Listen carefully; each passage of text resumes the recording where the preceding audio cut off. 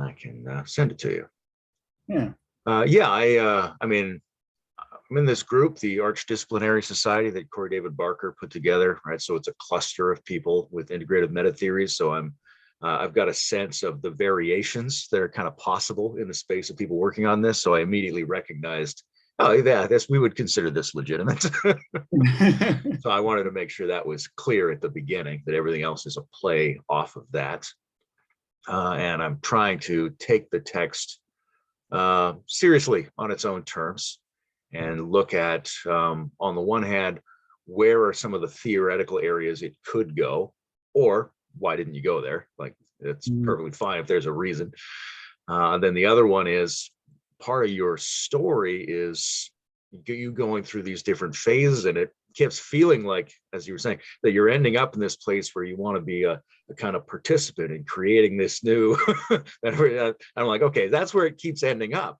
So where is that piece? And maybe that's the next project, but it's worth inquiring about, because it seems like that's what the whole document wants to get toward.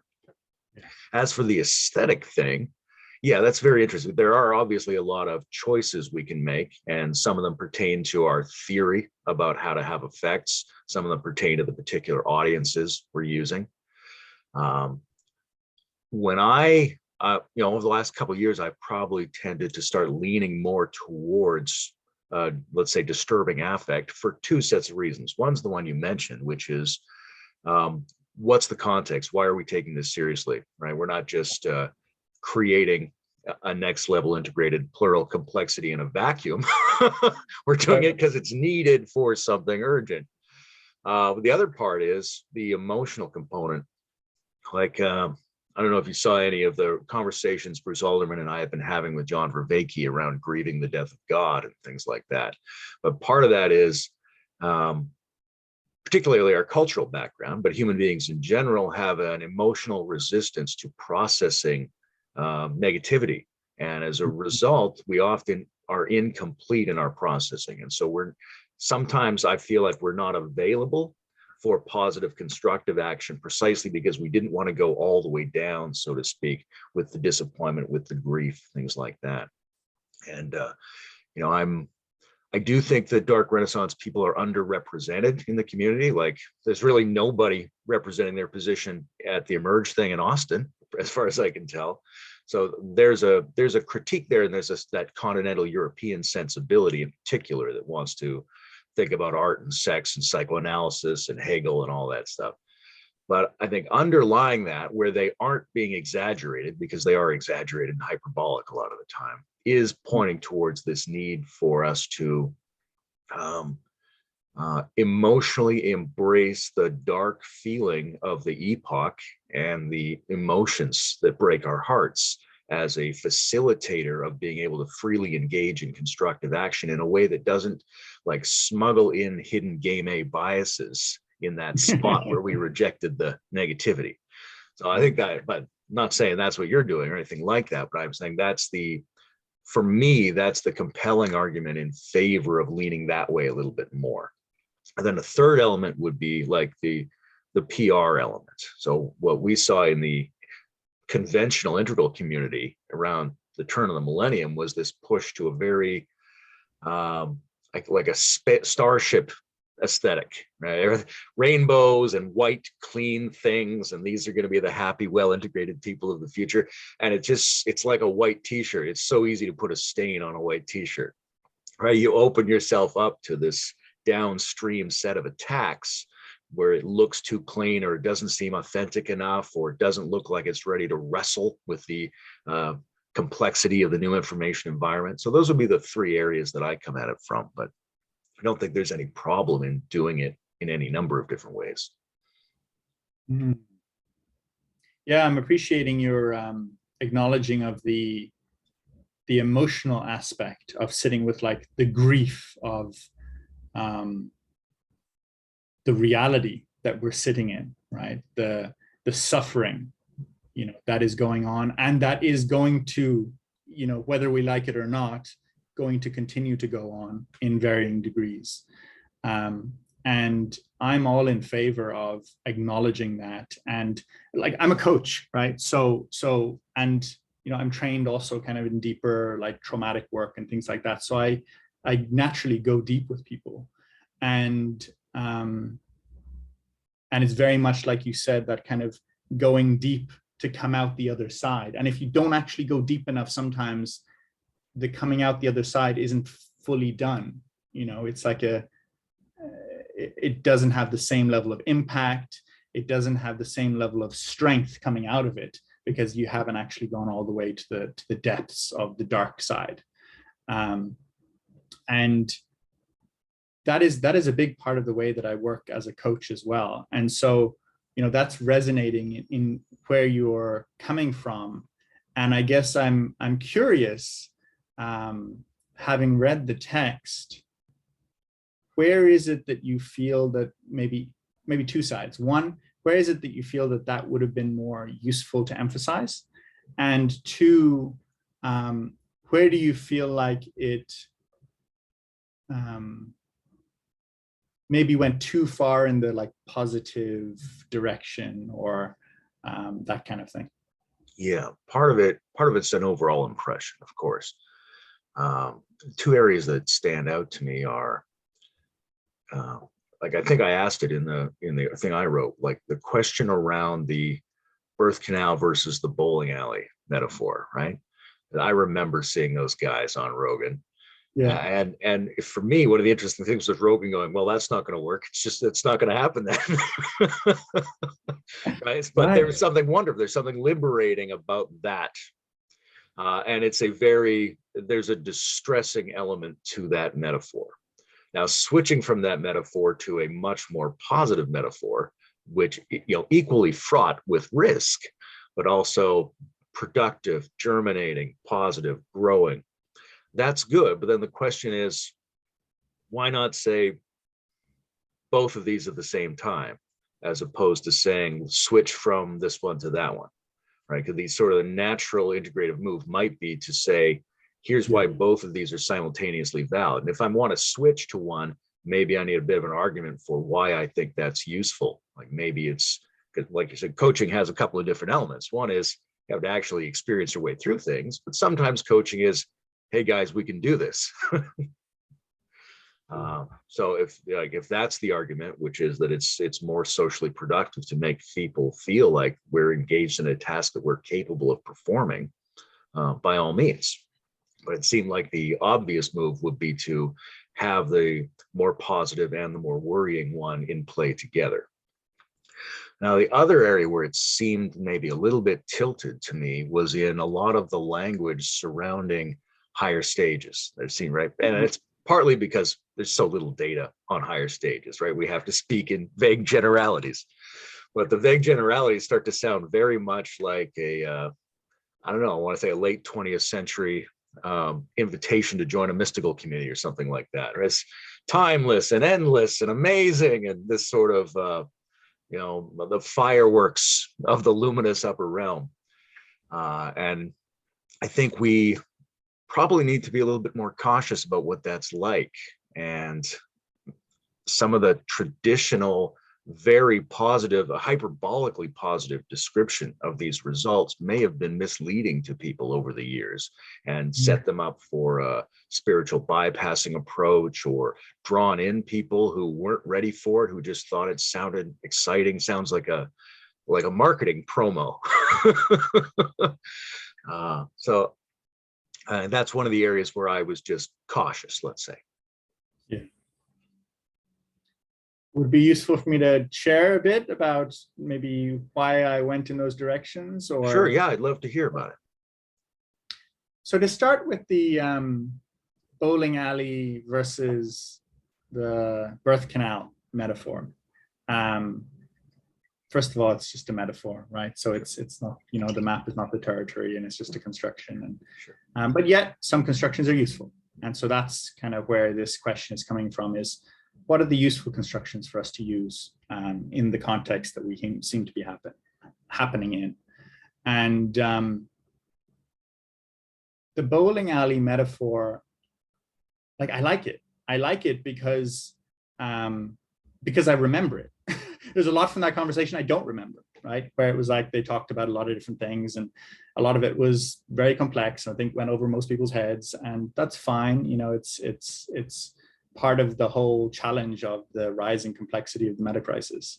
But that was one metaphor that kind of stuck with me, and I was kind of like, like I sat with it for a while, and I was kind of thinking about it. And as I was sitting with it, it was kind of creating this like, oh my God, like fear-based response of like, we're gonna fall off the edge into the abyss of like, is there a way to get out of the lane of the bowling alley? You know, how do we deal with that situation if it's getting narrower, narrower, narrower? Like what do we actually do, and what's actually feasible? And looking at the dynamics that exist on planet Earth right now, it's like the Joe Rogan response, like you said, it's like, yeah, well, if that is true, if that metaphor is accurate, doesn't look like we're making it through. Which is where I was kind of thinking, well, like, is it a relatively accurate metaphor? Does it actually represent in an accurate way the conditions in which we find ourselves in? And in some contexts, perhaps very well. But what started rising for me was this sense of that metaphor doesn't inspire me to want to take action. It kind of gets me into this little bit of a nihilistic place of like, oh, we're all in trouble, and doesn't really look like we're going to be able to do much about it. So, so what? And what came to me was this sense of some things look really dark and dangerous and scary and impossible. And sometimes those things are the most natural things in the world. And it's, in fact, it is the darkness. It is the challenge that makes us rise to it and actually, push through. And so the concept of birth, right, where, we have this baby growing in the womb, and it's like, from an external alien perspective, looking at it, where if we didn't have similar sort of reproduction capabilities, it's like, oh my God, that woman's about to explode, kind of thing. Like, oh, what's going on in there? And, that thing is living inside her, and is it going to die or whatever, But the reality is that is our natural reproduction process, where it gets to a point where, it's like, how could, the baby come through a hole that small, and it looks impossible, and the baby's getting bigger, but yet the contractions start to happen, right? And nature is built in a way to help it move through. Now, that doesn't mean that it always works, right? Sometimes, there are stillbirths. Sometimes, there is the death of the mother as the baby is being born. Sometimes, there's death of both. But in most cases, the birth happens relatively naturally. It comes through, and out comes this thing on the other side that from the inside couldn't even imagine it, couldn't even fathom what would be outside living in the womb. And that's the metaphor that I'm pointing to when I lean into this space, is not to say that you can't come up with whatever metaphors are useful for you. Like if you like that metaphor and it works for you and it gets you inspired, go ahead, use it, right? And I mean, correct me if you remember differently, but I don't think I said like, don't use that metaphor or switch to my metaphor. I just said, I'm offering a metaphor that is of a different perspective, and hopefully it's useful. And that's where, that kind of balancing of kind of the multiplicity of options that are out there, right? There are an infinite different number of perspectives, and yet there's the prioritization in the moment of which do we lean towards, right?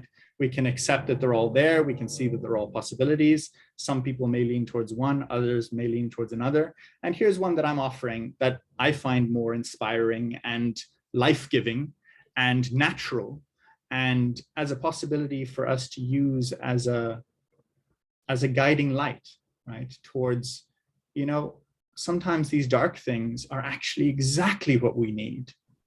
And I don't find that feeling in the bowling alley metaphor, which is why I try to offer another one.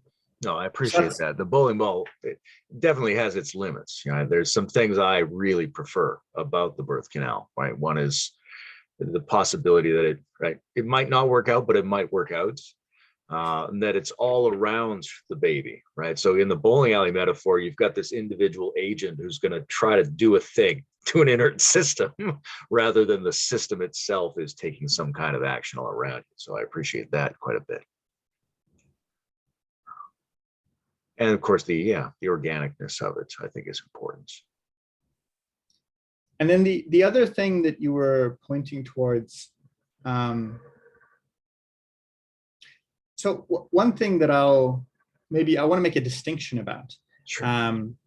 Is when you were describing your take on the thesis, you were talking about like positive versus negative, and I didn't use those words.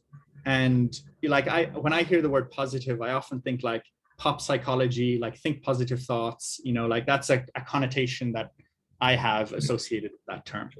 And so it's like, think positive, feels to me a little bit like, like I'm a coach, right? I often have to deconstruct all that stuff to kind of move through it and be able to come out the other side and allow people to feel the deepest, darkest, spectrum of emotions, sure. Sit with mindfully, get into the somatic experience of it, all of that.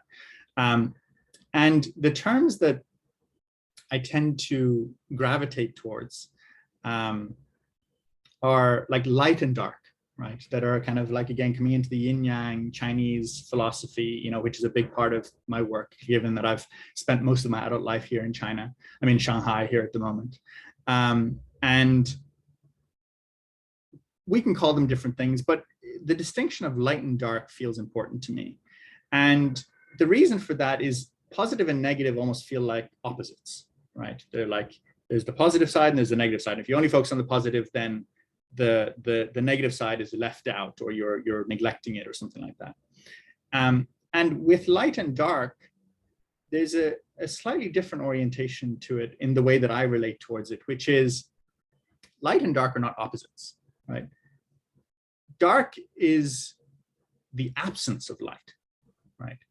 Light is what fills up dark. And so, like in the shadow work that I do with my coaching clients and things like that, it's not like the dark is like, and it's one of the reasons why I use the term light up as opposed to clean up, right? Like we talk about wake up, grow up, clean up, show up, right? I prefer light up rather than clean up. Why? Because we light up shadows. We don't clean shadows. Shadows aren't dirty.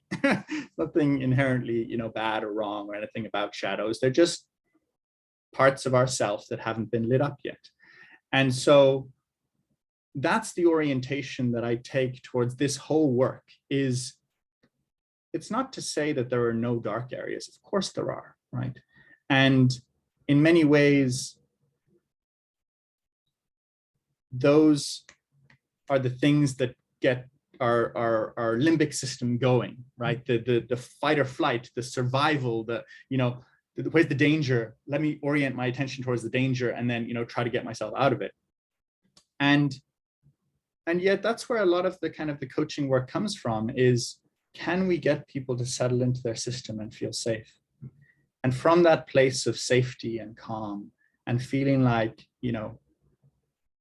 stuff may be chaotic, it may be more complex than I can take care of. But the way in which I can best interact with it is if I'm coming from a place of centeredness and coming from a place of, whatever word, alignment, peace, pick your flavor. And so that's the orientation that I'm taking in the thesis, is this sort of like, you can panic about a birth happening, right? Like, oh my God, is the baby going to come out? But if you can breathe into it, if you can really settle into it and trust in the process, it's much more likely to actually come out in a beautiful way. And so that's the kind of the general orientation of the thesis, is not to like ignore the dark or to say the dark is bad or wrong or like, don't look over there. It's like, you can look over there. And how about we orient towards settling into the possibility of everything being okay? And if we orient to that possibility, what's the phenomenological experience, right? Not to, we should orient towards that possibility, but if we do, how does that feel? And once we're in that space of phenomenologically feeling that, what direction do we choose to orient our attention towards? Do we choose to fight against and be fearful of? Or do we choose to imagine possibilities and go towards the light of whatever it is that light is for us? Yeah, that's all very reasonable. I think there are, especially in the moment of getting a person prepared for choice making and prepared for exploration. They have to be supported enough and secure enough and aware that there's at least an option in their feeling tone. I think there's maybe some different approaches to liberating people forward toward options. Right? One is to get them ready and make them feel like they've got options, and then let's try to figure out what is the inspiring future we can work towards. And that's very conscious oriented. Right? Another one is to say, okay, if we're ready, if we're in the right state, then let's really explore the messiness and disturbingness of it, with the idea that that will translate into our subconscious and it will direct us whether we know it or not. Right? Like, one of the things about the birth process is it's mostly an unconscious process. It's not like the infant is being inspired to the process. So there's these two different approaches, right? And I think that's actually one of the things that the Dark Renaissance people lean a little bit more into is, what's the role of the subconscious here? What's the role of what we don't understand? And to what degree are we perhaps a little lopsided when we think about setting our utopian goals, although we have to set those goals. So it's just one of those balances to get right. I think when what did I call it in the paper? Is it gritty enough? Really? So when I'm saying positive or negative, I'm not meaning, you're denying negative experience or anything like that. I'm just wondering about the texture and the aesthetic. And, there's one of the criticisms that I have expressed to Kim Wilbur too. Does it come across as too tidy? But then again, that depends on what the audience is. Yeah. Yeah. And that kind of brings me back to the second piece that you said, which is around these higher stages, and how those may be portrayed being wonderful or whatever it might be. And a few things about that. So the first piece is exactly rightly, like you identified, we just don't have much data. And the only significant, and even that small, data pool that we do have is probably from like Terry O'Fallon's Stages work, where she's gone into, beyond integral and got a decent amount of research that's, peer reviewed and validated. I believe you probably know Tom Murray as well, who's, that whole research effort. And so when I take words like timeless and boundless and those kinds of things, it's curious that you have that kind of amazing orientation towards them. I don't know if I have that same sort of a feeling. They feel neutral to me. They're just objects, and they're what Terry would call meta-aware objects, right? Like in the concrete realm, we have the objects of this table and this computer that's sitting in front of me. Those are concrete objects. In the subtle realm, we have thoughts, ideas, feelings that are coming up. And in the meta-aware realm, what Terry O'Fallon says, according to her research, shows up are these meta-aware objects, things like emptiness and fullness and timelessness and boundlessness. And that we could have an association with those as being positive or negative or amazing, or we can just see them as another form of object with which awareness can be brought to. And that's what it seems like as the development, according to her research, as the developmental trajectory continues and we move beyond, integral into what is after that, there seems to be more of these kinds of objects that show up. And it's it starts off with just like, noticing them and becoming aware of them. And then you start to use them, right, in a variety of different ways. And then they start to kind of connect together. And then at the end, according to her theory, they kind of interpenetrate and they all come together. And then that potentially opens up to a unified tier or something like that. And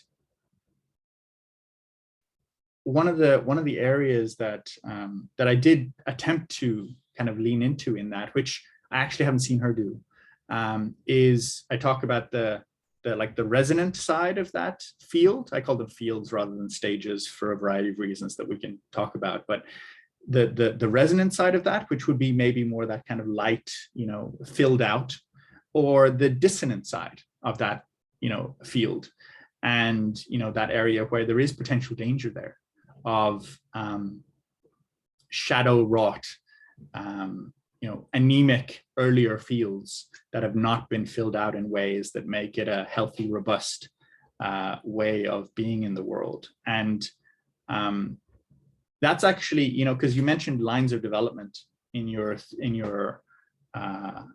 paper, which I left out on purpose, but on reflection now, I maybe should have said why I left it out on purpose rather than just not talking about it at all. And I have been influenced by Terry O'Fallon and Kim Barta, her brother, on this side. They actually write quite extensively about this specific topic. And they have a different perspective to Ken in terms of lines of development. And I don't fully agree with them either, but I lean closer to their take than I do to Ken's lines of development. And so what they say is, and actually even Terry and Kim have slightly different perspectives, but essentially it's lines of development, they say, are a relatively accurate or useful way of describing it up until about pluralist, right? Up until about green. And then after that, they say like it starts to interpenetrate and it all starts to, come into this kind of perspective view. And that's what Terry talks about when she talks about ego development, that it's this development of ego through these perspectives. And the areas that are weaker or lesser are more like shadows that are just unfilled out, or anemic stages that haven't actually been filled out. And it's not that there's like these separate lines of development, because you could just keep going sideways with lines, right? There's an infinite different number of lines that you could choose as a distinction. But if you take it as like, well, within this stage, there are a variety of different ways that we can fill this out. And if you haven't filled out that stage in that way, then, that's something that is maybe not at par with the other areas where you are in your development. And one of the reasons why I tend to agree with that is that in my coaching work, I find that sometimes people can have kind of a later part of what would be termed a line, actually pretty well developed, but they're missing something earlier on, right? Like, so they might have like let's say an integral part of, we can choose the, whatever line, it doesn't really matter. The moral line, let's say, right? Because you mentioned that one in the paper, where they're kind of, really kind of thinking very deeply about, the evolution of our species and how can we do that in a conscious way. But maybe they have missed the moral line in, the earlier maybe expert or achiever, where they're completely missing the concept of like individual rights, and so they go for this like global picture of, how do we create a society, but then it kind of almost leans towards like a totalitarian, like then the controlling power actually gets to decide for the people because they, don't know.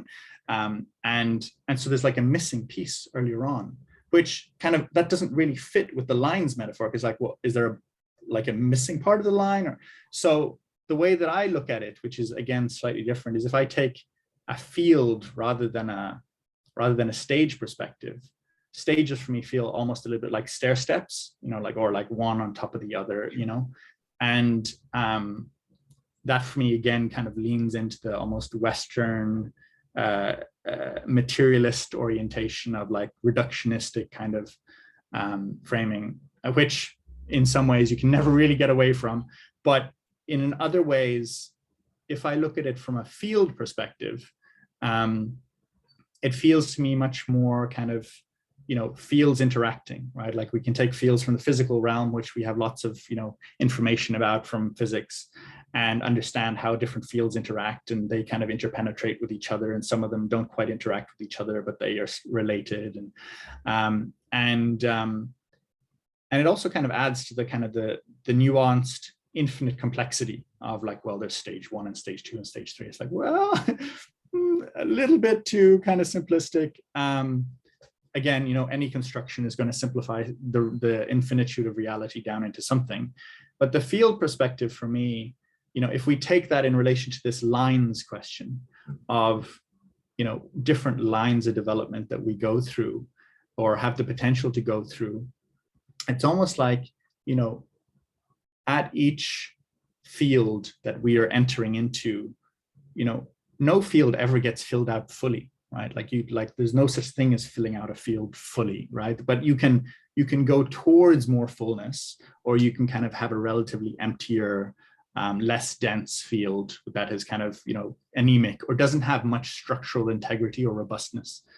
And so if you have that, then fields that are kind of like leaning around that or on top of that or dependent on that don't have much underlying structural integrity and can crash, which is what we see with people where they're kind of living their life and they may be operating at, quite expansive perspectives most of the time, but there's this one area in their life where they just keep crashing down because there's a kind of an underlying field there that doesn't have much structural integrity.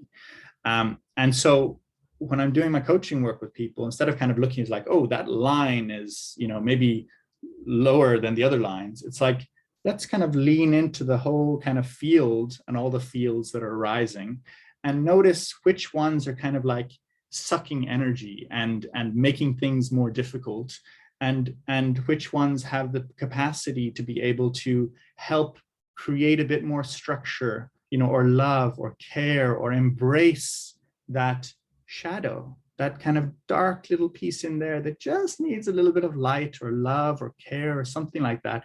And if we can fill that out, then boop, like the field fills out and we have this nice little kind of new structural integrity upon which other things seem to sit really nicely. And so I feel like that my description of that I described, but maybe I didn't reference it in relation to lines of development. Yeah, it might have been useful to make a few comments in that direction as to why you were going that way. I think, it's obviously too mechanical the way most people conceive of both lines and stages and things like that. So I like the field approach for that reason, and because it's so consonant with today's physics, and because the metaphysics of adjacency stuff I work on, right? Fields are very much a sequence of pointers, of offsets, of vectors. And I think that's sort of the structure of displacement in a way is the underlying relational syntax of reality, much more than the old style of these are fixed points of the underlying metaphysics. When I think about lines, it's interesting. One of the first areas was art, where I started to puzzle over it, because there was a sense that when people were looking for second tier artwork, they were very often looking for art made by second tier people or art whose content reminded them of second tier themes. And I thought, well, they're not looking at the art itself, right? There's some aesthetic dimension. If I draw a picture of the Buddha, that's not a more spiritual painting than Van Gogh's painting of a dirt field. We can't look, right? We can't look at the cognitive content. We have to look at something else that's moving into those fields in some different way. And I think we, especially when we're doing analytic, descriptive, verbal exchanges with each other, it's often easy to lose sight of those other modalities for moving through these fields. It's one of the reasons lines stay alive in my mind. The higher language is an interesting question, and it's almost like a bit of a philosophical quibble, I think. But I just don't know how practical it is. It may or may not be practical, because we have these artifacts which are found in the self-reporting of people who are going through these state experiences or these growth phases. And they are looking around for what's available to them to try to language this. Completely reasonable, but it may be that down the line, those choices make us a difference in terms of, how do we move even farther? How do we go beyond just the personal transformation to something collective and something systemically instantiated, right? Are we going to run into areas where some of the phraseology that's perfectly viable for an individual going through a process turns out to inhibit or help when we try to more analytically instantiate this later? Or you run into these like so-called nihilism problems, right? So that the Western philosophers had initially and hastily critiqued a lot of Eastern mysticism as being nihilistic, right? So then it turns out they really didn't understand a lot about the practice. But it doesn't mean there was nothing to their critique, right? A guy like Nietzsche is looking at, for example, God, right? And when he says that God is like a nihilistic instantiation of spirituality, it doesn't mean that nobody's using it properly. It doesn't mean there aren't great Christian mystics or that people are doing fine with it. He means that structurally, over time, if you place the highest value above or outside of reality, you're kind of saying it's unreal, and that this has a slowly accumulating effect on a culture over time, where that structure of meaning making starts to collapse because it was wrongly instantiated, it was phrased wrongly. So that if you have a community that interprets shunyata as emptiness, and it turns out that emptiness is technically unthinkable or something like that, but people keep talking about it like they're referring to something, they may be stimulating a cognitive error that isn't going to be problematic up front, but might be problematic down the line somewhere. Right. So it's hard to gauge how big of a risk that might actually be, but there's an interesting philosophical argument about being cautious around those terms. Yeah, I appreciate the orientation of attention towards that. And I'm not actually super familiar with Nietzsche's work. It's been a long time. I read it when I was a teenager, and I don't think I actually really understood it at the time. It's worth kind of going back over again and kind of filling out those perspectives. One of the things that you kind of entered into there of like one of the pieces that I really liked that you pointed out, and I had to actually go back through my thesis and check to see that I didn't talk about it, because I thought that I did, was you were kind of questioning this kind of like sentence stems or sentence completion tests as a form of measuring or equating development. And they do seem to be more or less the best that we have thus far, that we can see. But they're far from, holistically oriented from my perspective. And actually, one of the projects that I'm moving towards myself is actually using like neurofeedback to be able to kind of gauge what are the different developmental things that are happening in the brain that we can actually check for. And I'm moving into doing a PhD at CIHS with Sean Esbjorn-Hargens and Jeffrey Martin, these kind of people, to kind of really, I'm thinking of delving into that specific question of, sentence completions there's a lot of different things that I think are problematic about them. And if we are going to leverage them, especially in the kind of ways that I talk about in the thesis of, developing entire, systems around the importance of understanding development, whether that's education or organizations or societal systems, from political systems to economic systems to all the rest, then it's really important that we actually have tools that are not too narrow, as can either be manipulated or actually the problem of the tool creating something because of the way in which it's designed, right? So because we measure development in this way, it changes the way in which we develop, because we're using that as the metric to measure how we're developing. And there are a number of different technologies that I'm actually looking to integrate, and beginning with things like voice tonality and facial expressions and neural feedback, and kind of looking at the full range of human expression to be able to get more data points on what is actually showing up in the human experience, and how can we diversify our ways of picking that up and supporting its development too. Because one of the things that I've found in developmental communities, and I think this is even true in most of the, even the Dark Renaissance and the Rebel Wisdom and the Stoa and the, all these liminal web communities that are around, is there is a lot of complexification and like intellectualism going on, which is not a necessary part of healthy development. It's a form of expression, and it's a way in which we can get our ideas across, and they can actually be like mapped in models or, you know, whatever, explained in different ways. But there are other ways, like you mentioned, art, right? Where it's like that can very much go under the radar. Yeah. And like, because I'm not using this complex integral, you know, meta, whatever language to describe it, it's like, it's not part of that. It's like, well, you know, what form of consciousness is coming through there? And are there ways in which we can support more of those kind of diverse ranges of consciousness to come through?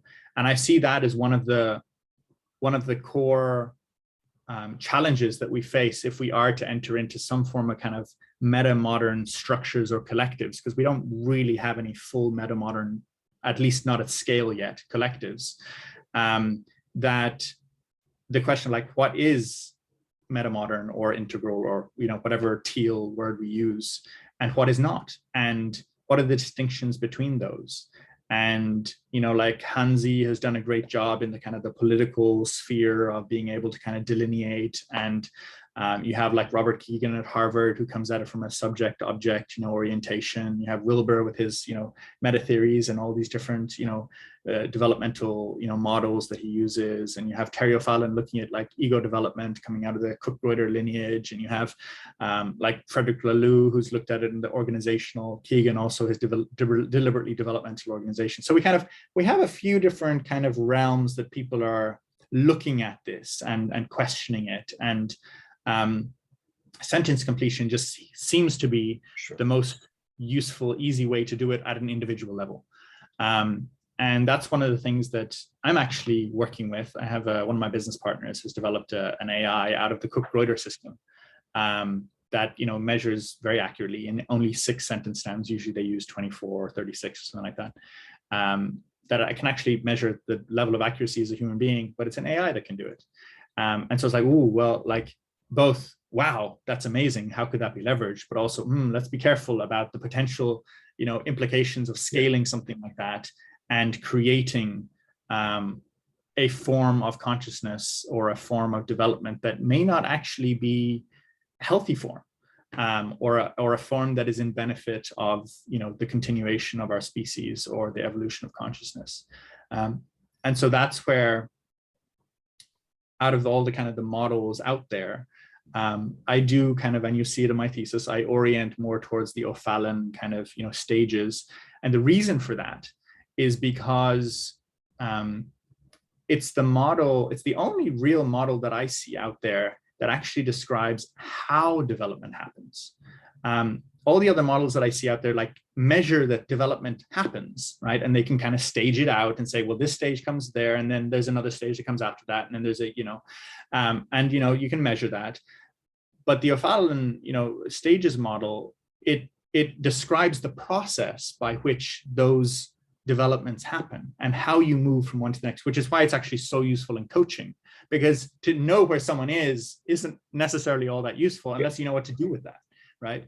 And so one of the areas that we actually have no data or very little, I mean, you know, Richard Barrett has done a little bit on the kind of societal scale, but that's a slightly different model again, is kind of looking at collective development. And so like you were asking the question of how do we actually, you know, create these systems, you know, in ways that are, you know, supportive of our kind of more natural, you know, evolution.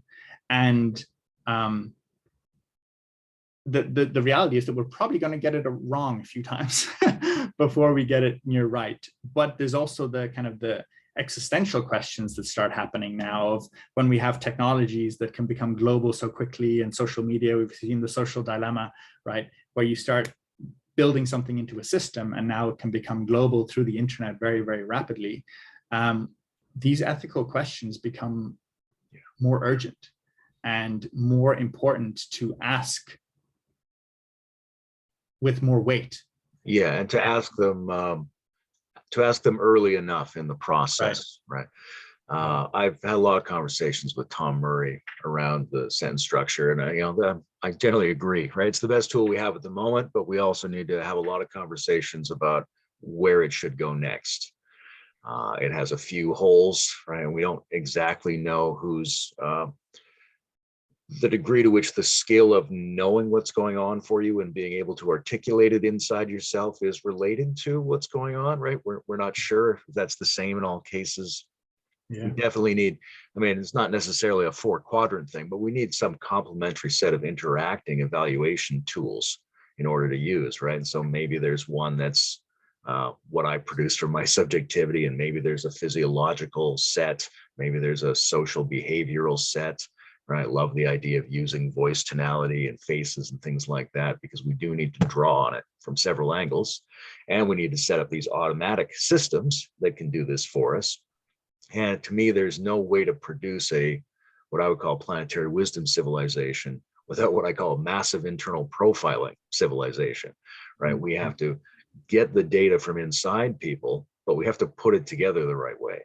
And the problem is, if one of those pieces goes ahead too fast, that might really foreclose a lot of other options, like you were saying. So how do we get the most complementary data integrated in the best automated way before it starts to be massively adopted as a necessary response to the super information environment that we're facing, and to the social need to impose more control on people in a way that's less problematic than it could be? I think we're not going to be able to solve any of our general social problems without really tracking the interiorities of people, which we're already doing as intelligence agencies and governments and corporations. But what we're tracking is just a handful of not very significant variables that serve some particular incentive structure. Right. So I think this is one of the things that integrative meta liminal communities can be a great resource for, is figuring out what the appropriate profiling system for a multidimensional human being will be going forward. Yeah, systems. I had an S to that. Yeah. And in which contexts also, right? Like, so one of the areas where the sentence completion, test is strong is with adults who know how to, do that whole sentence completion thing called language, but not so well with children, who maybe don't speak yet, or maybe don't know how to write, or, and you can maybe record their voice. And I know that some tests have been done around that, but it's like, well, what even pre that? And that's one of the things that Spring Chung, the Chinese researcher who I referenced in my thesis, actually goes into quite a lot of depth about, is the child perspective of development.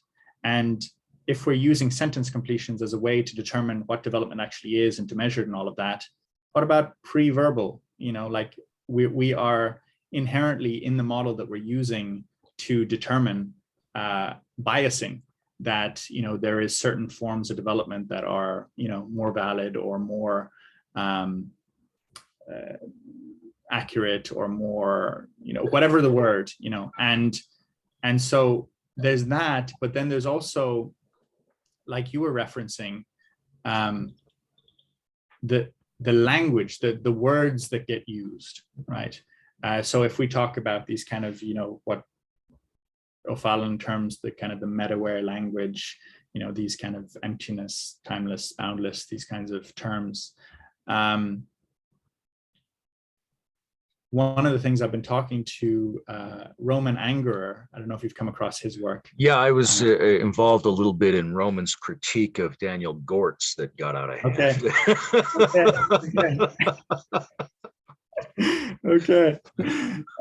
So I've been talking a little bit to him recently, and one of the critiques that he has of the stages model is actually in some ways similar to what you've been talking about with my work, of this kind of like in a slightly different realm, like he calls it like positiva versus negativa, and the kind of the timeless and the boundless and the emptiness is kind of like the negative sort of like missingness, or the out, like you're talking with Nietzsche, like outside of reality type of things, and he kind of emphasizes the kind of also the other side, which is the positiva, which is the infinity and the eternity and the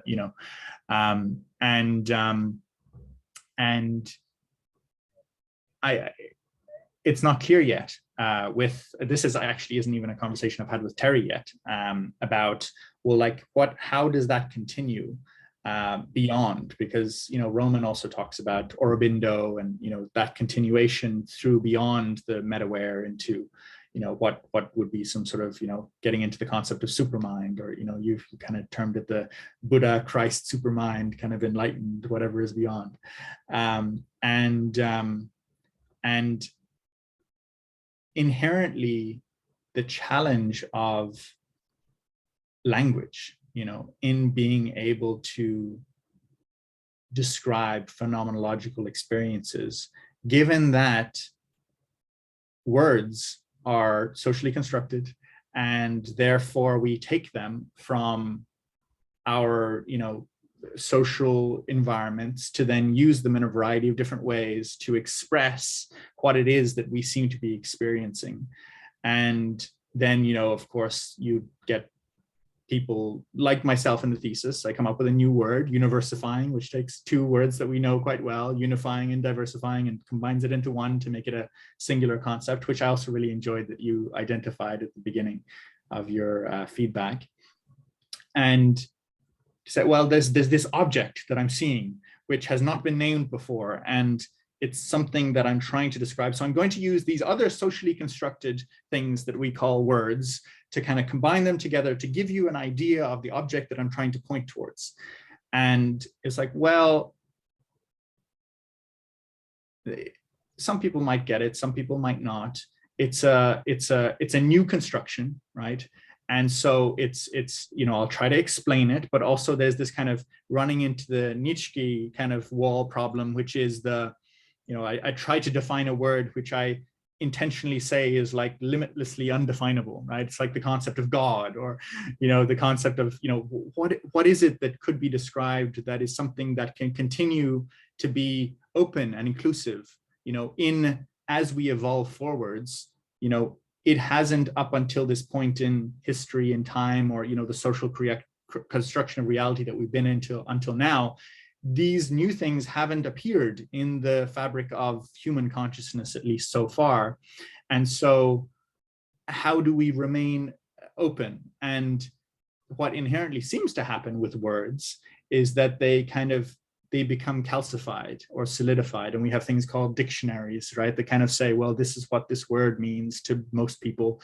And, actually there's a variety of different uses of it in different contexts, but, more or less, this is what it means. And so it calcifies itself in the social fabric of meaning making. And then there's like, well, how do we come up with this new thing that is new and hasn't been identified before? And there's this like continual journey of going towards more complexity and more different granularity of different terms that can describe all the infinitude of objects that exist out there, or are made up, or whatever it is that we term them. And this is where potentially, if we continue down the language route, it's almost like we're saying that language is the main signifier of development, right? Those who can write about their experiences in ways that are more complex or eloquent or whatever are the ones that we value as being more fully developed or having access to later perspectives or whatever. And that's not necessarily true. Like art, right? There's a variety of different forms of art, or music, or there's different ways in which we can express ourselves that don't necessarily have to be through language. And then we get into the concept of like Elon Musk's neural net, right? Where it's like, could possibly even be within a not very long period of time that we don't actually use verbal language anymore, right? And we communicate through some sort of like mind-to-mind interface where, I can share my feelings and thoughts and subtle experiences with you without even, opening my mouth. And we're kind of connected in this way. And then what happens to language, right? When, babies are born into a world where they don't even need anymore to use this thing that we've developed up until now as this kind of, noise, vibration, frequency that has meaning attached to it, in the social fabric.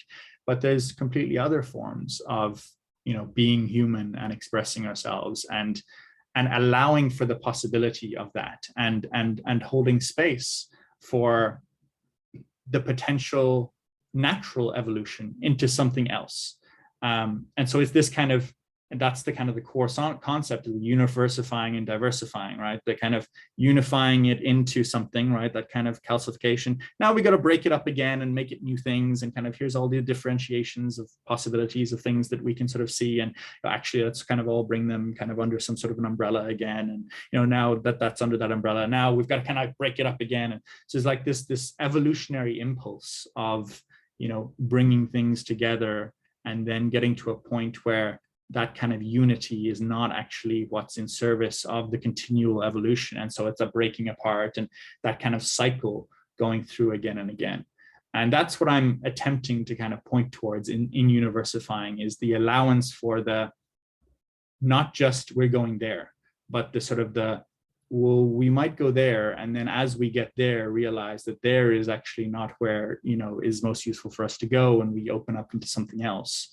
And to have a model or a theory that holds space for that, right? That doesn't determine, the way in which things should be or are. And that's where I also partially liked your kind of query of two things that you said. One was the can the sequence be the other way around? Does it have to be individual and, absorbing and then diversifying and, then kind of connecting and then unifying, and kind of not be kind of starting with the multiplicity? And it's like, sure, why not? If there's context in which that is useful, let's use it that way. And the other thing which you said, which I, right at the end, it got me, was, in some ways, if there's some things that are too soon, like are there societies where it's too soon to implement, kind of Western or liberal or kind of electoral democracy? Are there contexts in which it's too soon to introduce universifying as a concept, and that could cause trauma? And that's a beautiful question that I am going to continue to sit with and really feel into. And one of the ways which I attempt to orient towards it is, like, I have a 6 and an 8-year-old. And how do I express universifying to them? First of all, they can, barely even read a few words, not to mind a meta theory thesis, right? So can I actually make it relevant to them in their lives? And this is where that kind of contextual sort of application of, like, how do we actually bring this into different contexts? I was sharing this with someone else the other day, and they're like, yeah, I have these kind of teenagers that I'm working with. How would we apply this to them? It's like, well, let's maybe create a game around it, or let's, we don't have to kind of tell them the theory because they're not interested, and it actually would potentially be traumatic because they would be a bit like, what is going on here? But, like, let's maybe bring them through an evolving game that actually allows them to express in kind of a more kind of, absorbing things in, and then, letting themselves out, connecting in different ways, and then integrating and unifying, so, and then with my children, the kind of, light versus dark, right? That's the thing that we talk a lot about. And in fact, it's beautiful because it's in all the things that they watch, right? Like, watch Harry Potter, and he's got his wand, and he's got this big white ball that he fights Voldemort with. Or you see Gandalf and his staff, and he put "thou shalt not pass," and the Balrog, falls down into the abyss, so it's like this kind of big white ball, of light, of energy, of love, or whatever. And can we kind of lean into the light and, light up the darkness? And so it's like, how do we frame it in a way that is contextually appropriate and healthy? Because very much so, things applied, beautiful things, objects applied in certain contexts can cause damage and trauma. And that's one of the areas that I would like to maybe make more specific in my work, is how can this be applied in different areas, and what are the contexts? Hi, Debbie. He's there. He's not wanting to go to bed. Yeah, I saw a hand. I love you. How do we do that in a variety of different contexts? And so that's something that I'm hoping that this work will bring out into the world, is this contextuality of application of models, and that, the one size fits all, inherently causes trauma. And how do we both use this as a model, but also say, there's going to be contexts in which this model doesn't work very well. And what models do you have that we can like work together and like diversify and unify and bring all of this kind of together in our work as we go out into the world? And that's one of the core things that I'm hoping for in bringing my work out, particularly into the meta-modern, teal, integral communities, is to say, hey guys, like we're doing amazing things in the world, and we don't have to do them in silos, right? We can support each other in a variety of ways. And it feels to me like, you know, that sort of concept of, you know, like the ego comes up again, right? Of like, well, my model, you know, well, my theory, you know, mine is kind of more applicable in more contexts, or, you know, mine is actually more impactful in this specific context. Like, great if it is, and also it might not be. And how do we, you know, open up to both the dark Renaissance and the solar punk and, you know, integral and meta-modern and the emerge and everything else and that which has not come into being yet, and find ways to like co-support and co-create and like fill in those gaps together. And that's one of the pieces that I'm trying to hold space for in this whole community, is like a sort of like a unifying force that holds the diversity of each with a form of sacredness, right? Like, how do we really value? It's not about unification and harmonization or standardization, but like a unification of diverse forms that can all continue to be held and nurtured and grow together, but also have this kind of underlying soil that nourishes them all, like a kind of a metacelium network, right? With my friend Forrest Wilson, he talks about that kind of like like the mushrooms, right? This kind of underlying underground network that ties everything together and brings all the nutrients to everything. How can we create something that ties things together, but actually strengthens their structural integrity rather than trying to break them down and fit them into something? And that's what I'm hoping for.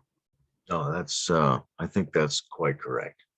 And there's different aspects to it. Like there's how do we do that at the level of theories? How do we do that at the level of sort of mapping and getting conversant with the different moods or flavors that emerge collectively? And how do we, one of the open questions for me for years now, how do we breed a whole bunch of meta diplomats, right? People who can interface between different aspects of the community in the broadest possible way, that encourages everybody to keep doing what they're doing rather than necessarily puts them down for not doing what somebody else is doing, or refuses to process them because they have a different emotional temperament or something like that. Right. And dealing with Brent Cooper is like that. So many people just can't deal with him at all. Right. So there's a skill set, and there's an emotional capacity and a mindset. And we need a lot more people who are comfortable flexing back and forth to form that mycelial infrastructure within our communities, so that we can then export that to the rest of the world's communities as well. I like the notion of Universifying is a good articulation of the open-ended telos that we need to have, right? We're never going to reach the horizon, but we can always move toward this horizon, and we can describe the structures that this horizon has. And it has some structure that's like, you know, the alchemist talked about solve et coagula, right? So when I talk about my own approach to doing spirituality as creating an integrative surplus from subsystems, the first thing you have to do is separate those systems out. If you're like, I'm just me, well, no, you're a bunch of different things. And once you've got that, then those different things can come back together as a team and make something that's even more you than it was before. But that integration is only possible insofar as there's separation, and vice versa. So whatever that structure is, that's the telos, that is amenable stylistically to all kinds of different approaches, we need to be more clear about collectively. And also that is worthy of worship, that structure. that's the eye of God in the world. That's the piece where I make a choice to kind of orient towards the light. Because if we look at the multiplicity of possibilities and we say, well, like they're all valid and we can take any perspective and all these different, projects, movements, whatever have their own validity, right, in kind of integral fashion and form. It's like, well, but wait a minute, because some of them will potentially cause more damage than others. Some of them are potentially more healthy than others. And so how do we make that distinction, right, of choosing, accepting and acknowledging the multiplicity, but also orienting towards those which are more likely to create health and robustness and the continued evolution of our species? Yeah, we had conversations in the archdisciplinarity group, which is like the meta theory group. Sean Harkins is in there, and everybody's supposed to say, what's your fantasy about what we could do here? And I said, well, there's no way to get the best integrative meta theory, right? What I would love to see is a description of all the vision logic structures that we come across when we enter this space, some way to verify those, and then all the possible models you could generate out of all the combinations of those. So you'd have like all the one variable models, all the two like Wilbur's quadrants, that's two variables crossing each other. So you got all those, you got all the three variable, all the four models, and then an individual would get, depending on their capacity to understand and the circumstance they're working with, it would dial in the appropriate meta model that it could spin up out of these variables for that circumstance. Like, that's the ideal, just automatic meta theory production tool appropriate to your context and level of comprehension. We're a ways away from that, but I connect that to what you were saying about how do we get these things to work together and support each other.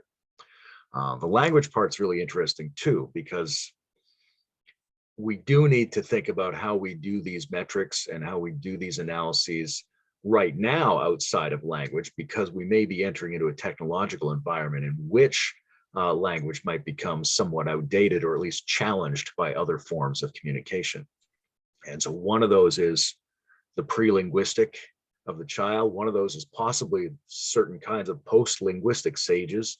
And then another one is, what is the extra linguistic dimension of linguistic entities? Like when we're talking, how much of ourselves are not talking at the same time and using some totally other kind of processing? And I'm very tuned into Stephen Wolfram's work around complex computation and the idea that most of the deterministic patterns in reality would not be recognizable to you as predictable in any way. So if we're just looking at the set of things we can produce that we recognize as patterned, that doesn't exclude the fact that most of our systems, like most of the systems in the world, might be running algorithms that we would not recognize as patterned. And how would we probe those to indicate where someone's at or what they're going through or how to help them and things like that? So we really need a much broader transrational, translinguistic approach to this. Although obviously most of the people we're dealing with are linguistically capable adult human beings at the moment, so it's a good tool for that, for sure. We just don't know what its parameters are, and we should be probing out beyond that. Yeah, it brings me to the question of a variety of cultures. And so I grew up in Africa. I'm originally Irish, but grew up in Africa. And one of the things that that had a real impression on me growing up in Africa was almost like the motivation towards doing things. There's you often get it in kind of like warmer cultures, the kind of the more laid backness, like, if it doesn't happen today, it'll happen tomorrow, it's whereas in our kind of like Western, highly dialed in, caffeine juiced up, Western society where it's like, it's all about productivity. And in many ways that's kind of being exported around the world through cities and, developmental structures and all sorts of things. But kind of what are healthy forms of development, like modernism, that has we kind of almost look as like a, now we're looking into, at least in the meta modern communities, now we're looking into kind of the future of like modernism's already happened. It's like, well, actually in a big portion of the world, modernism hasn't really even, maybe fully taken grip yet, at least not in the way in which we would usually define it. And so looking at, people like Tyson Yunkaporta's work and kind of the indigenous kind of reference points and perspectives to the orientation towards reality and life and moral systems. And there's almost like and I find myself dropping into this quite regularly, the kind of like okay, you're like, what's the next stage development, kind of like, how do we, accelerate or support, or, and it's like, well, why am I trying to do that? Right? Like, why do I have this underlying internal drive towards that specific kind of directionality? And there are times where I experience myself in a field where I don't have that kind of urge, and it's much more just like everything is beautiful and perfect the way it is. And, in fact, even kind of we can look at it from like a, as we grow up, there are certain things that we want, and there's like, there's kind of like the expertise, and then there's the achievement, and then there's the, the pluralism, and then there's the integral development, and then it's like the deconstructing it all, and then, if you continue along with Terry's model, it's the kind of the reconstructing and the meta modeling, and then it's like going out again into the cosmos and becoming at one with all, and then, whatever is beyond that. But so like kind of looking at the different forms or structures or fields that exist within the self or as the self, and the selves of all of us, and how, whether we like it or not, we are socially constructed beings. Like I've grown up in Africa, but I've also spent most of my adult life in China, and I have a very different perspective to the system that exists here, to the way that most people do, both people outside China who've never really been here, and also Chinese people who, have grown up here in the system, and kind of, can take that perspective, like having lived in Europe and North America and Africa and here, and kind of noticing the different orientations and assumptions that we make. And I think this is particularly true of the Western mindset of like, we've got it figured out, now we're going to go and teach the rest of the world, right? And we did it with religion, and we did it with, education and democracy, and here's another one which we could be coming along the road with, which is called development, which is like, we're gonna, help develop the rest of the world. And it's like, well, is that even really ethically appropriate? And what are the potential downsides of orienting in that direction? And how do we actually honor the beauty, like really that kind of true integral concept of honoring the beauty of each form of development, as opposed to the, well, yeah, that it's great, but it's better if it's later, and that kind of meta superiority that can come out of like the even though we get quite a lot of theorists, and myself included, that will say things like, well, doesn't mean that later is better, and all stages are beautiful and perfect in their own ways, all fields are beautiful and perfect in their own ways. There's still a kind of a somewhat of an orientation towards, yeah, but but if you can access these later ones because they come after, right? That means that you can do that, but you can also do this, right? And it's like, maybe, but also maybe you lose something, right? Also, maybe you leave something behind. And what is it? What is that which gets left behind, which is when you're looking from above or from a more expanded state, and you're maybe not like in the embodiedness of it as much, perhaps, that what actually gets missed in that gets assumed about like, well, I've, developed through that or whatever. So like I know more or less what that's like. It's like, well, like what's going on right now, right, in this specific context that is coming into reality, and how do we honor and respect that? And I don't feel like I have any good answers to that, except that it's a question that I keep trying to ask myself, and catching myself with those kind of, noticing the kind of the drive that comes through sometimes of like wanting to develop or wanting to kind of help create this evolution of consciousness, as if it's something that can actually be sped up or directed or something like that. And kind of just like a bit of an ego check there, like, yeah, one, are we even really doing any of that? And two, like, is it even like ethical? And how can we find ways that are really truly honoring the uniqueness and the beauty of all forms, including like non-human forms, right, on our planet, which we have done a pretty terrible job of if we look at the like animal populations, or, you know, diversity in that context, which is a huge tragedy, and is in many ways we're yet to come to terms with. And, you know, in some ways that maybe part of what these dark meta crises, you know, are actually telling us about. It's like global warming is not here because, you know, because it just happened. You know, it's like, well, we're doing something and continuing to do it in a way that is not actually in alignment with natural principles.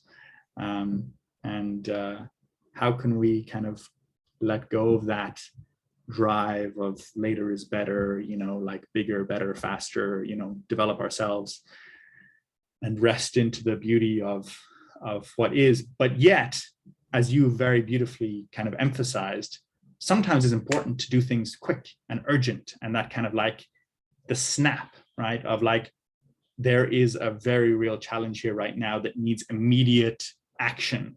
And can we jump into that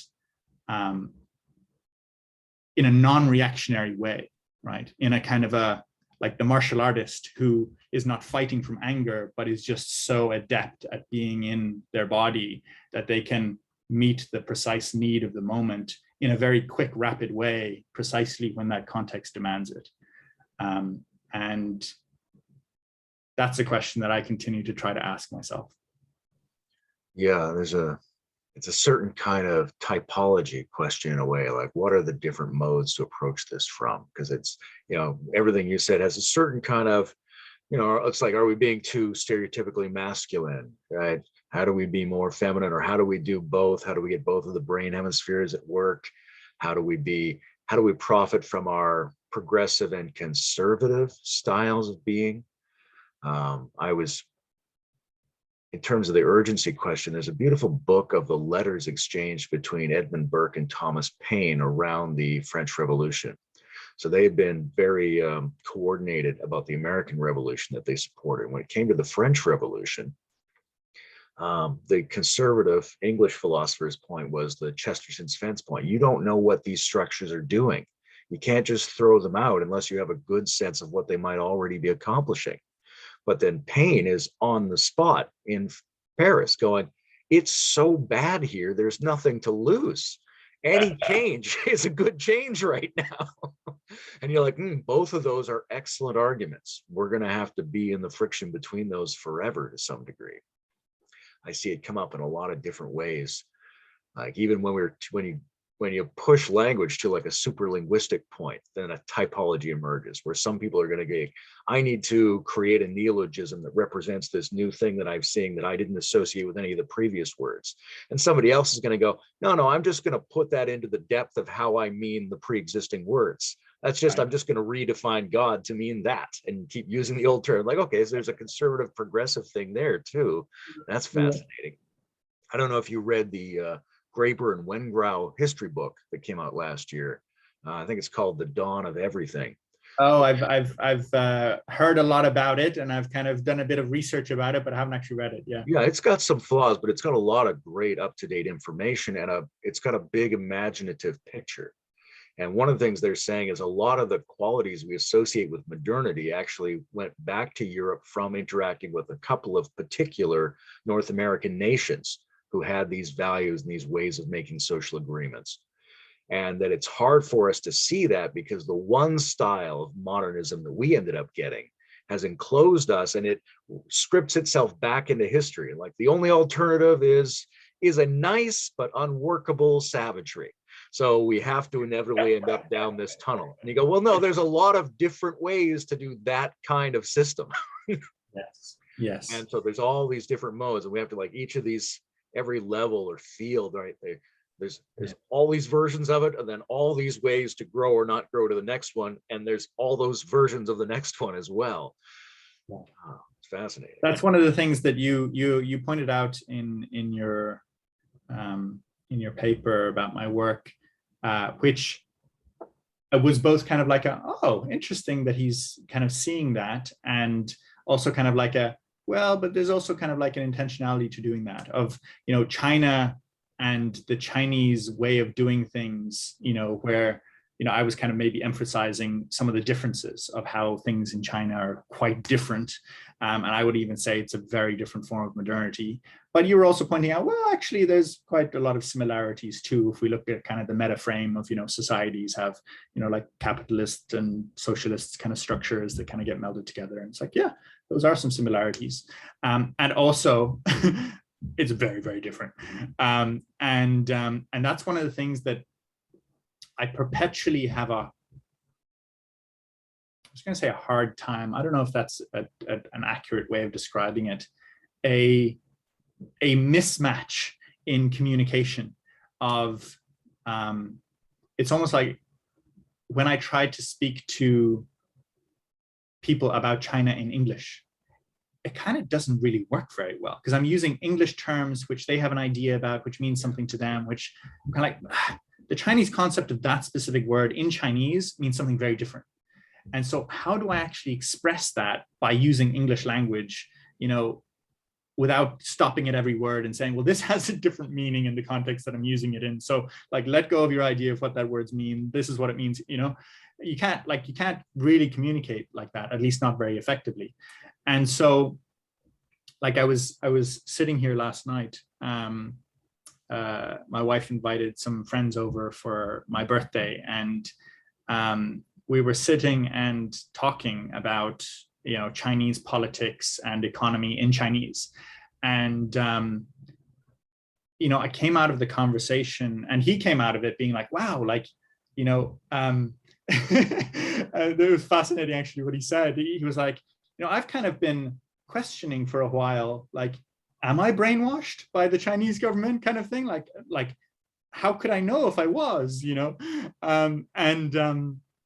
and he was like, but the way that you described it to me made me realize that I actually have a lot more, awareness of what's going on than I thought I did. And I actually have a lot more kind of like agency in this system that I wasn't aware that I had before, that, there are things in this system that I can change in different ways that I didn't realize I could do that. And so kind of what I was framing for him was the kind of the sociological differences of what the value systems are, of what matters to people, and how, in the West, we, freedom and, freedom of speech and democracy and, human rights from a certain type of perspective, which are, we've made them global human rights. It was like, well, are they really? But I mean, they're more or less mostly good. And from a Chinese perspective are kind of like, well, we agree with a lot of those, but maybe we see things slightly differently. And we preference generally the collective over the individual, because it's more people and more people matter than more than less people, right? Like, because that's just obvious.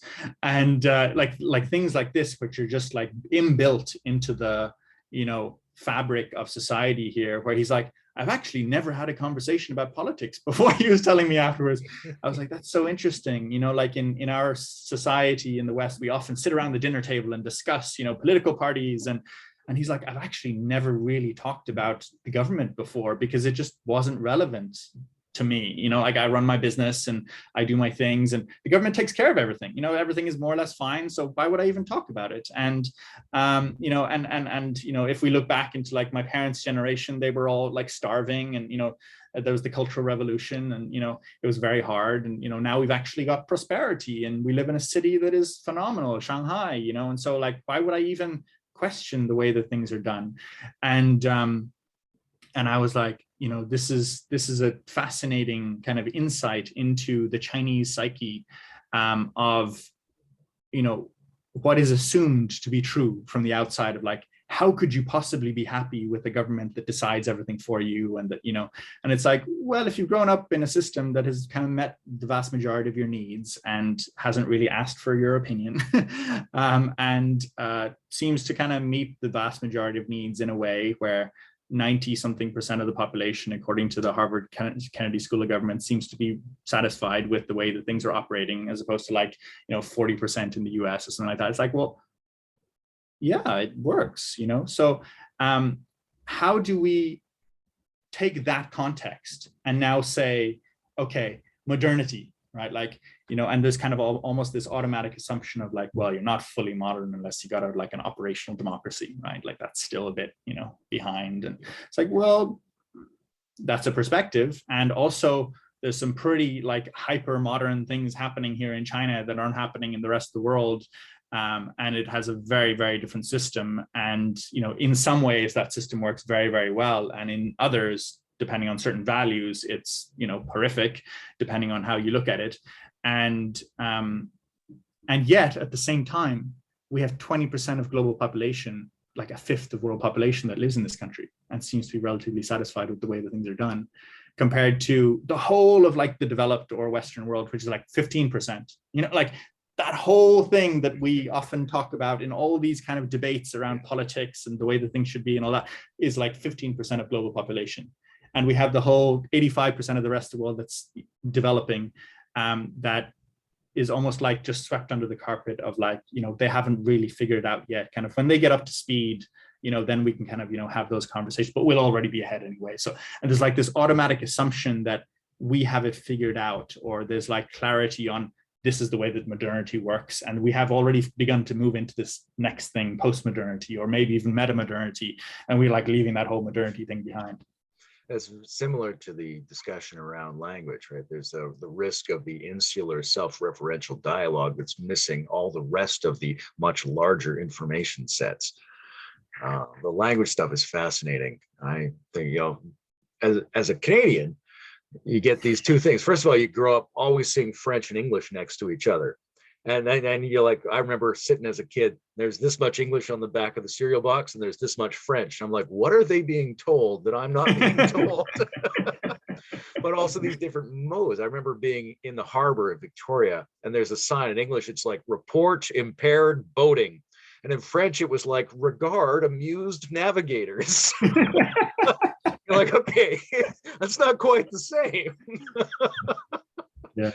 It's fantastic. But we do need a sense of what the spread of styles is at any of the fields, individually or collectively, right? So that we can go, okay, right? I mean, if you look at what the Americans and the Soviets were doing in the middle of the 20th century, that's roughly the same operating system, right? Roughly the same kinds of power structure. There's some slight differences, but we need to say in general, if we take a bigger picture, what are the different variations? And then which of those variations is most optimally appropriate for which situation and which population? Right. And then also, what are the new ones, right? We're like, it's to listen to somebody say postmodernism, and you're like, okay, you're like, you must be talking about one version of one slice of the phenomenon. And you think we're past it now. Yeah.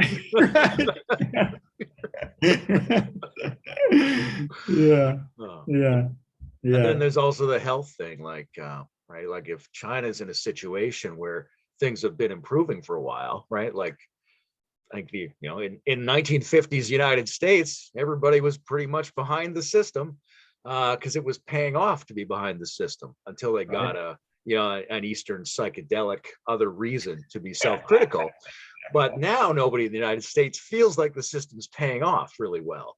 And that's hugely as you know, when I talk to Americans, there's so much in common, right? It's just unbelievable. The North American ethos has so much similarity. But then you come across something like guns, and they'll be like, Mm. yeah, well, it's dangerous, but it's a small price to pay for our freedom. And I'm like, I don't see your guns giving you any freedom at all. Like, first of all, you couldn't possibly resist the military state of your country. Second of all, you're putting yourself constantly at risk. I don't see any moment in your history where your individual gun possession in any way gave you liberty. But they all insist it to me. So I'm like, I can't totally discredit it, but it's one of those things where, what are we talking about here? Like, it's fascinating. And what do those different modes or moods mean in terms of how we navigate through these different fields and how we think about the metrics and the destiny of these different fields? That's one of the things that, it's been fascinating for me growing up in different places. First of all, as a kind of a kid going to different international schools and realizing that each international school, depending on if it was British or American or like French or Portuguese or wherever it was from, had a different set of history. I mean, like, wait a minute here, they're saying this in the last school I was in, they said something different. Like, what is the accurate version of history? I was like, well, it's a story. How do you want to tell it? And so when I moved to China for the first time, I'd kind of grown up in Africa, which certain societal structures aren't, maybe as clear, or the word developed comes through, right? Like in terms of law and order, things like that. Whereas like I came to here in China, and even compared to Canada or where I went to university, or Europe, where I'm originally from, China is like ultra safe. You can walk any part of the city, doesn't matter like where in the city, with like jewelry or your phone or whatever, and nothing will happen to you, right? Like maybe at the very worst, you might get like pickpocketed. I've never heard of it happen to anyone, but I'm imagining that it probably does happen sometimes, because there's, people who come in from poorer parts of the country and, try to make something. And so it's like coming from a place in Africa where it's like pretty much everyone I know has been mugged, at either gunpoint or knife point. Most people have had their houses broken into with people coming in with guns and like stealing their stuff or hijacking their car.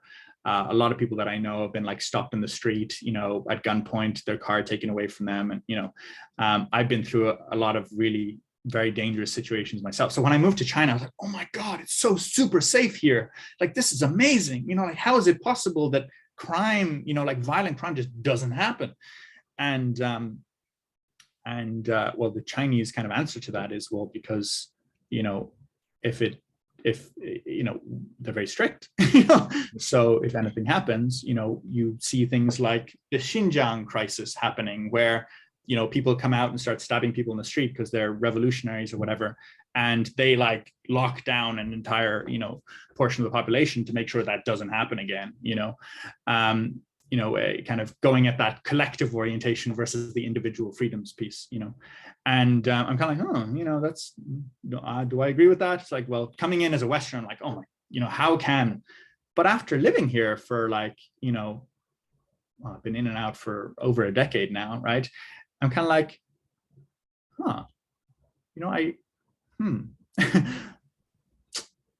what's the trade-off? Like in the US, you have like children bringing guns to school, which has like never happened in the history of China ever, right? And it's like happening every few weeks in the US, it seems. And Chinese people look at that and they're like horrified. Like, what do you mean? Like children in schools getting, like, how is that even on this planet, right? And then like the Americans or the Europeans or whatever looking at China and be like concentration camps and like Uyghur people in, like, it's like, how could you allow your government to do that to you, kind of thing? And it's like, yeah, those are two, like, actually not so different narratives, coming from different value systems, with different perspectives. And, if I had the power, the straw, whatever, I probably wouldn't do things either of those ways, but I don't. And I'm within, a system that holds, greater structures, and understand how that system came to be through, Confucianism and the party and communism, and and like where we are today and how that kind of came into being and the way the decisions are made here, and kind of like, oh, interesting, So like who holds the kind of the overall hammer of judgment that says, like these are morally, good and these are morally reprehensible. And it's like, well, this is actually okay because greater freedoms and guns are part of that. So like sweep it under the rug. And, this is actually terrible because it like violates individual freedoms. And it's like, you could flip that pretty easily and have a different value system dictating different actions, and make it completely coherent based on that value system narrative around what's going on. And that would be a perspective to come from. And so like you're saying, with this kind of multiplicities of different forms of modernity or whatever other kind of fields we talk about, how do we make those judgments around, is it just the democratic idea of like, well, if more countries or more bigger populations agree that that's true, it's like, well, if that's true, you got 20% of the world that kind of is pretty much aligned with the way that things go on here, which is bigger than the whole West, or if you look at in terms of countries, actually, you're seeing now that a lot of countries in numbers are aligning with China's decisions in the way they're doing things. You have like the whole kind of West that's going, no, like that's all terrible and wrong. And you have, some countries that go along with that. And you have actually kind of maybe a lot of countries that more or less say, China's coming out in its own way, and it's a developing country, and it's got the right to come out in its own way. And like, who holds the hammer of justice? Well, nobody can. I mean, a person who's multicultural, who's explored those things, probably has a better position to be a judge, although they're less likely to be judgmental. One of the the problem with the sort of reactionary, superficial diversity crowd in North America is they have no real experience of anything that's diverse, right? They're a very homogenous group that promotes an idea of diversity, but they've never really lived in any other cultures. They don't really have broad, complex social interactions. So we need people who have that. And then we need some way of setting up general well-being metrics in a way that doesn't create some weird narrowing down the line that we could use as a roughly objective standard, given wherever a nation is at and whatever their context is. Trying to figure out what those targets are is going to be tricky, but we should at least be attempting it. I think one of the difficult things to know is nobody knows exactly which measures they're taking are having which effects. You can say, like, one of the things is, so there's not as much violent crime in China. Is that because of very harsh top-down measures, or is it because they've done something else that produces a social mood in which people are not as driven to engage in those things? Like I always say here, like, what keeps me from murdering the mayor? Like, the number one thing is I don't want to. That's the first line of defense. Most of us don't want to. Not because it's illegal. Yeah. I totally could. But I don't want to. And so if you have a population like that, you don't know what's top down and what's bottom up, and where it's something else that's generating the ethos. Yeah. And then if you have authorities that, and I think this is true of all countries, authorities misjudge what it is they've been doing that have been having which effects. Yeah. Yeah. And then also this problem of what is the significance of national spirit going forward? Because if you have something like national spirit, you go, well, maybe it's good for us to really be kind of blind to other people and even slightly marginalize or demonize what they're doing, because we want to focus on a sense of pride that is required for our national field to mobilize itself going forward. But then you have a critic come in and go, no, you don't need any of that in order to make progress. In fact, that blinds you to your own errors and keeps you from developing. You're like, oh, right. Or are nations even the things that are going to move forward? Or are they, some kind of interfering middle level that's going to prevent cities from becoming planetary? That was one of the things I touched in what I wrote is this question: when you look at the collective, how do you know where to draw the boundaries of what counts as an entity? Yeah. I think this is a really, because of our way of speaking, it's very customary for us to say the British or the Romans or something, as if that's a well-defined entity of some kind. Yeah. So when we're looking at collectives, we've got to be really cautious about where we draw those boundary conditions. That's one of the topics that I've spent a lot of time delving into with people, because it's, being here in China, there's not actually that many foreigners here in China. Like it's 0.01% of the population or something, which is tiny, right? Like it's just like drop. And there's even less foreigners who can actually speak Chinese and who are actually even interested in Chinese culture and, understanding Chinese political system and all that kind of stuff. So like, there's not all that many people that I feel I can have nuanced conversations with, because you like obviously get Chinese people who are very adept in this whole system, but like they don't necessarily have a kind of something to compare it to other than kind of like that thing over there, which is different. And so, this idea of like, what does it mean to know about China, right? Like we have this term, which is feels ridiculous to me, like the idea of a China expert.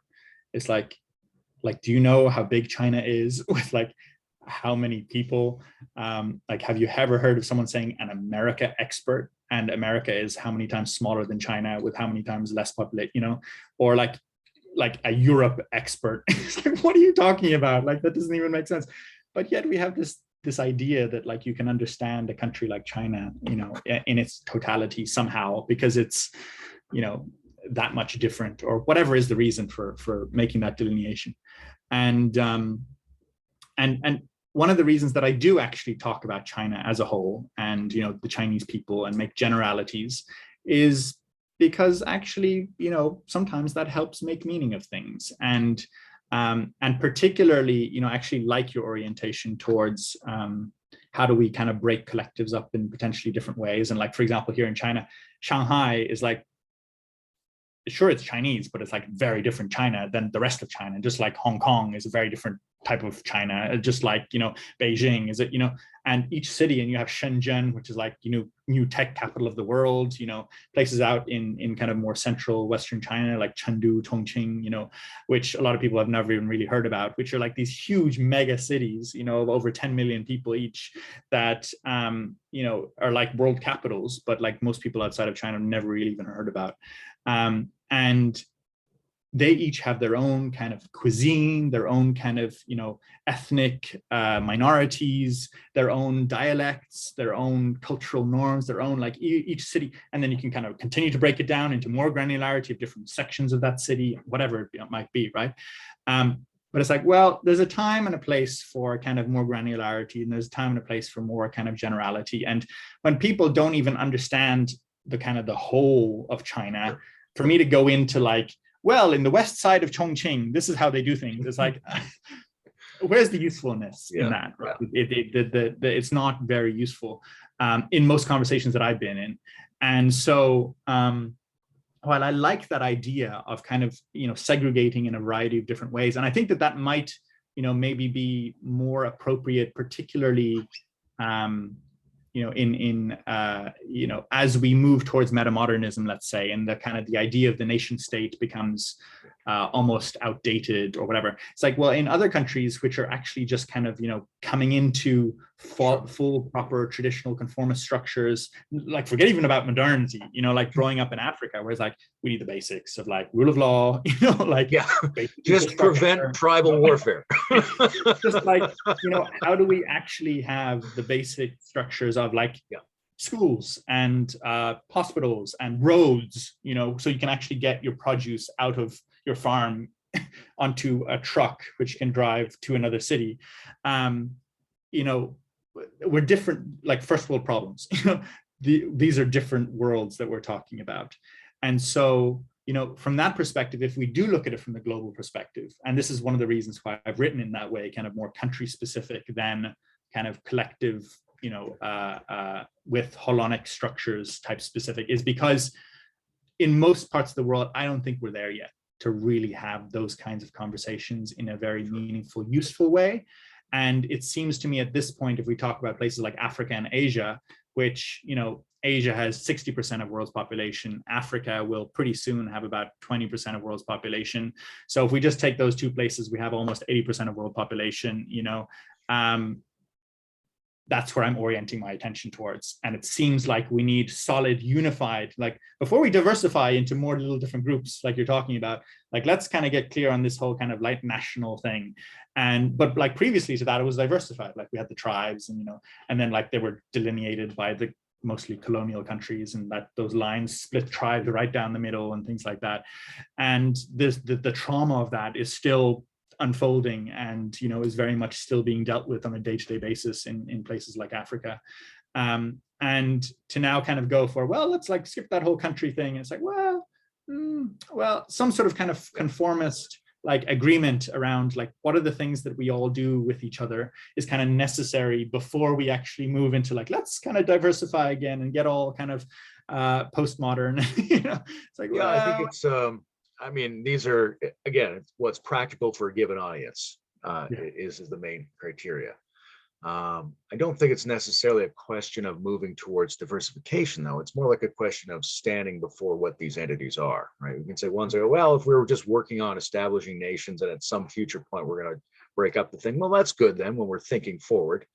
But at the same time, do we have the right categories? Like if, like the Middle East is full of countries that were semi-arbitrarily created by the French and British, and they cut right through what we might call nationalities, right? Or so the Kurds are a nationality, but they don't have any bureaucratic structure. They don't get to be a country. So I think one of the things when we're looking at this, we want to make sure that we're not just assuming that the existence of a country that we know about is the same as a nationality that needs to be taken into account if we presume that nationality does have a role to play. Right. These are arguments, right? Should Scotland be its own country? Should Quebec break away from Canada? All these things. You're like, should we slightly finesse the way we think about the legal entities to make it match more closely to some kind of natural notion of what an ethos is or an ethnicity is? And I think that's a really open question, because when we're trying to stabilize these situations, even at the nation state level, some of our solutions might be failing because we're making the wrong categorical assumptions. I see a similar thing in religion, which is where I come out of, right? If you look at Christianity, for example, you go, well, here's Meister Eckhart. When he says the Virgin Mary, he means the empty mind. You're going to sit and empty your mind, and then God's going to flow into you, right? You're like, that sounds a lot like Buddhism to me.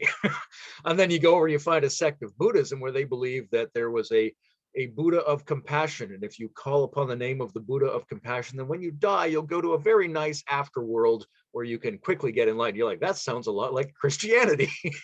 So like, what are we talking about here? Are we using the right functional behavioral categories? Now, to some degree, we have to, because most of the conversation will be dominated by the terms that everybody's familiar with using.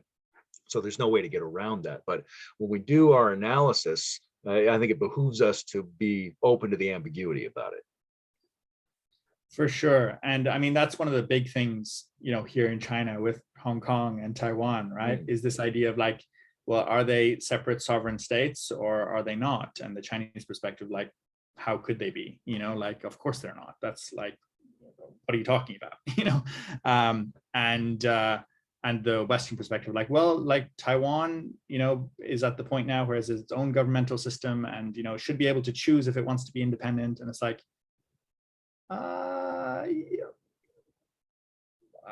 according to what delineations and what ways of making choice should Texas have that same right? Exactly. Can California just say tomorrow that, we're just going to be an independent country and to hell with the rest of America? It's like, that sounds like kind of a similar reasoning there, although of course there's a lot of context that goes in between the lines and all that, and history and all those kinds of things. So it's these are the kinds of conversations which feel to me kind of, we're not talking about like timelessness and boundlessness and emptiness and meta theories, but we're talking about real human lives, and we're talking about the basic everyday realities of what it means to operate in specific parts of the world, and the importance of paying heed to life on the ground, right? To, it's nice to have meta theories and all that kind of stuff, but my son's in the background, and I should probably go and put him back to bed at some point. And I'm enjoying this conversation, and that's fun. And also there's the reality of I have a responsibility as a father, and I'm realizing that he still seems to be up. And so yes, I've been impressed by his tenacity. Yeah, this is one of the things that you might not want to do his homework very much. He might not be very kind of gritty on that side, but he seems to be very gritty right now in getting my attention. Or how do we make those distinctions? Yeah. Right. How do we, in the moment, right, choose to orient our attention towards some specific context and make those decisions from a place of ethical kind of awareness of kind of a greater context, but also like a sense of deep held responsibility for the reality that we find ourselves in. Yeah, I find, very often I'll sit down with somebody and they want to know, they ask me what's new, and what they mean is, what have I been thinking about lately in terms of all this stuff? And I'm like, well, I just planted the potatoes.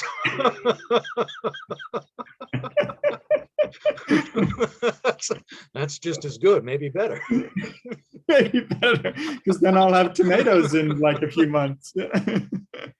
Trying to figure out how to orient to context when you're capable of taking many contexts is tricky. There's an art or a wisdom to it, because I think the obvious thing is you make whatever's coming up before you into the context, which is a good strategy.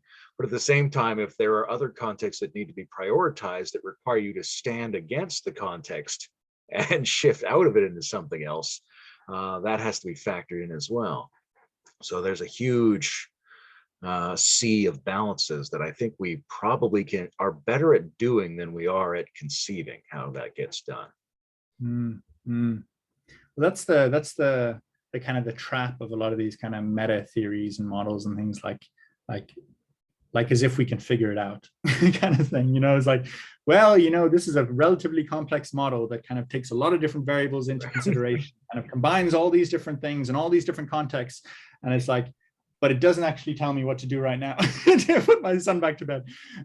It might, in some ways, how can I be loving and support what is coming out in him that he seems to be needing. And even the big models are, like Aurobindo didn't sit down with Aurobindo's map of the world and then follow it step by step. That map was sort of extruded from him as a side effect of whatever he was doing in a number of engaging moments over his life. Yeah. Anyway, we should probably let you go be with your son. Yeah. This has been really lovely and enriching, and I'd love to speak again sometime. Thank you, Layman. It's been an absolute pleasure. I'm feeling a deep sense of gratitude for your level of care and detail-oriented attention towards the work that I'm trying to put out into the world. And that for me is a reflection that feels to me like love, that it's like, you're caring deeply, and not only, for me, although I can kind of take a little bit for myself, but more for, what it is that we are potentially trying to co-create here together. And my hope in this conversation and in whatever potential conversations going forwards is that we can somehow do that together, right? That there is something that is coming from this conversation or is happening right now here in the moment in the way in which we're exchanging our kind of constructions, that is in service and in benefit of all of us, of all of this. So thank you for taking the time and making the effort to do all of that. Yeah, there's a lot of resonance here, and I hope that it can flow toward things we both care about. Lovely getting to know you a little bit better as well. Likewise. Have a good night. Thank you. Good night. See you.